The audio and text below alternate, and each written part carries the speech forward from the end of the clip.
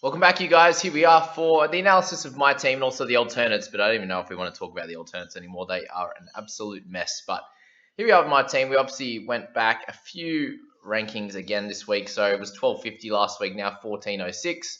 A couple of things went wrong. One of my trade-ins didn't go so well. The other one went amazingly. So, yeah, all in all, an okay week. Still sitting with 20 trades. I have 202k in the bank, which means I should be able to make a good upgrade this week from a couple of the guys that we'll go through in this one. The biggest one for me was my annoyingness of Spencer Leniu actually playing this week. So he was going to be my loop guy. I decided with Roger playing early in the week, playing on the wing, I was like, I'll pop him in the 5 jersey. I thought that Dewey, Laurie, and Hines should score better. So I was like, well, let's pop Roger in there, and then I can use Leniu to loop if I need to, and then he gets brought back into the team. And of course, the person I was leaving out was Sam Walker, and he was going to sit down here in the number 8 emergency. Laney would sit in there. I get 59. So I missed out an extra 53 points, which would have been massive because I actually ended up with 1,021.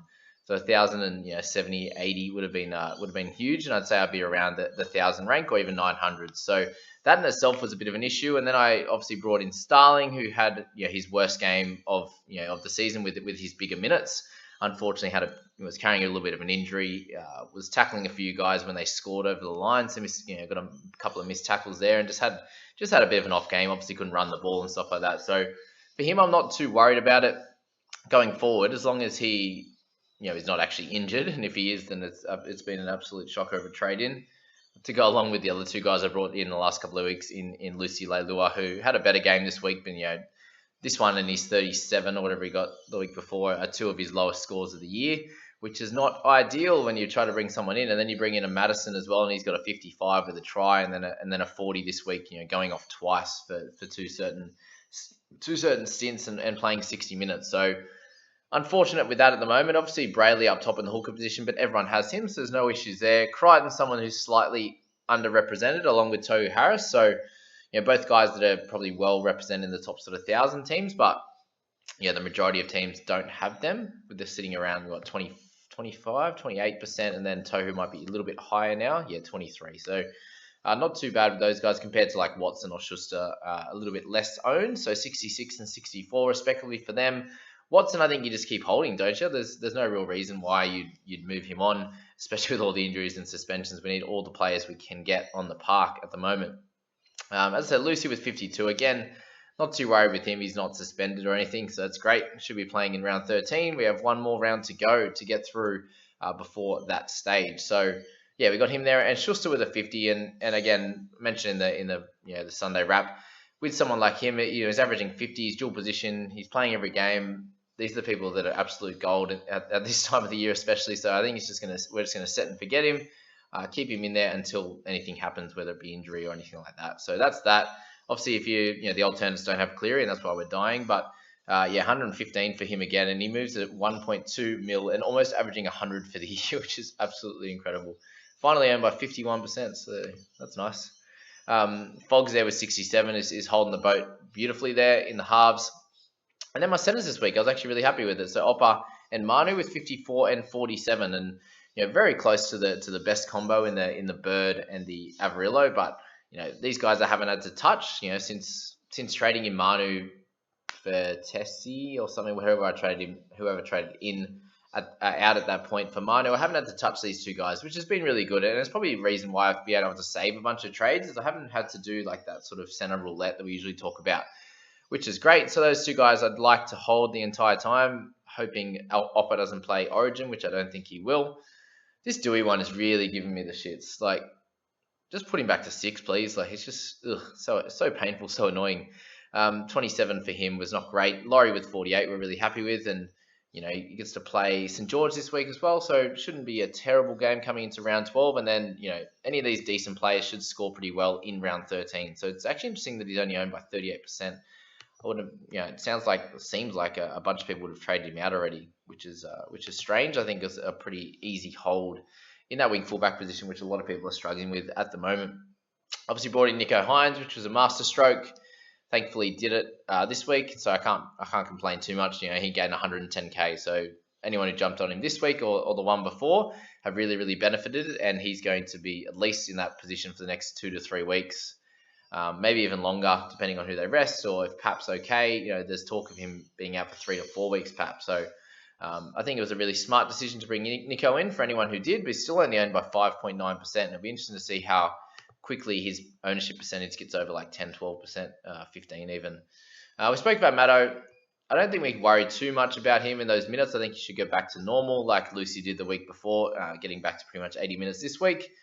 The question is going to be, is he going to play Origin? And if they're not playing the 80, it's probably the thought of, is he ready to actually to come back? Is he 100% full fitness? He's usually someone that just plays 80 on all the time. So yes, it will be interesting if that's the role he continues to play, or if he's going to be ready for Origin, and hopefully that we gets back to 80 minutes, especially this week, and we can get a good score out of Maddo going forward. And we move on to Welchie, and gets to 48, and someone I've spoke about as a trade out target over the next few weeks, and you can definitely hold him until 13. And my trades this week, I'm thinking a little bit interesting. I think I need to bring in Reece Walsh at that cheaper price, that 470 odd. So I think it might be, with 200k in the bank, I could go Welch straight to Papali'i if I wanted to, which is pretty cool, with 2k to spare, as someone that I think is probably a really big target over the next couple of weeks. As he's dropped back that price a little bit, he should be able to score pretty comfortably, 55 to 60. He's dual position, so that really gets me going. And then I could trade Walker if I wanted to Reece Walsh. So two guys that aren't doing okay. Walker's been very up and down in terms of really, really big scores, and then some low ones. So he could be someone that's probably not going to be a keeper, you'd imagine. You wouldn't expect your keepers to be getting 6. So that's the theory with them. And if that's the case, then I can definitely there's a good chance that Crichton's going to be out for a couple of weeks if he's going to be fighting his charge, and if that doesn't work out, then he's out for 2 weeks, which covers Origin and also obviously this week. So with him out, I'd be able to play Roger again, which is good. And then have Alvaro or someone like that as a possible loop target if he happens to get more minutes or something like that. So that's the theory there with my squad. It probably looks like I've got about 12 to 13 players playing in round 13, and that would leave me with sort of 18 there, and then maybe use 1 or 2 next week if something comes up leading into round 13, and probably sit around 16 to 17 trades post round 13. I think is pretty solid, and with the majority of people going to be around 10 to 12 after that point. I imagine with all the suspensions and injuries, then it's probably in a decent position there coming into that, and should be able to improve my rank from that period. So that's the thoughts on my team there. Let me know what you guys reckon I should be doing if you think those trades are pretty good. But we'll move on to the alternates, who are an absolute shit show at the moment. 872 points. Brayley is captain. Obviously no Cleary. Lost us about 140 points, which is good. Exactly what we want to see from that. Watson, Twile had a decent week. Pangai was a good trade in, obviously, after the lower week. But Moses and Mann were very disappointing this week, with my having the best centre combination, which is good, and a decent wing fullbacks, apart from no Nico Hines obviously in this one. Brought in Papali'i, which was good. McCulloch had a decent one, and then you got Walker and Gamble, and Gamble being suspended following his little incident again on the weekend. Get Fafita back this week, which is good. Peachy another week out. The good thing with this team is I'm sitting with 12, 13 players already, heading into round 13 with 19 trades left, which is fine. So that'll help me out, but just not having Cleary is an absolute killer. So he'll be needed to bring into the side at round 14 or 15 or whatever I'm going to decide to do it. Blow up the team to get him basically, and get him in as captain, and guys like Tohu Harris will be big ins over that period. So I suppose I don't want to spend too much time on the alternates. They're the experiment team.